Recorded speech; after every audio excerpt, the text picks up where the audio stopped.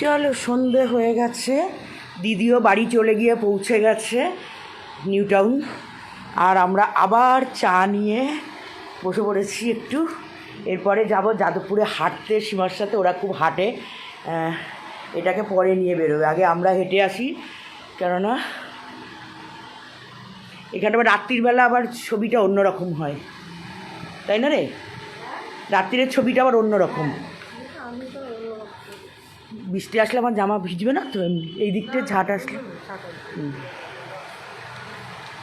চলো, আমি তো থাকবো বলে আসিনি, আমার ওষুধপত্র আনিনি। অনিমেষ বলে দিল মেড প্লাসে আমার নাম্বার দিয়ে বের করে ওষুধ নিয়ে নেবো। তারপরে কেন আমার একটুখানি আজকে আমার চলে গেলে ভালো হতো, তুলসীকে অনিমেষকে একটু ডাক্তার দেখানোর কথা, বাট বোন আটকে দিল। বলে না, বললো আমার বরকে ফোন করে বললো রূপাদি একটু থাক আজকে। তো ওর মেয়ে গেছে লন্ডনে, ওর মেয়ে নেই এখন আপাতত এখানে, লন্ডনে মাস্টার্স করতে গেছে, কিন্তু ভিডিও কলিং হয়ে গেল বল। ওর বড়ও গেছে আহমেদাবাদ, ওর ননদের বাড়ি, মানে ওর বরের বোনের বাড়ি। সেই জন্য ব্যাটা একা একা আছে বলে আমাকে আটকে দিল। হ্যাঁ, ও আমাকে বলেই ছিল আগে যে রূপাদি তুই থাকবি।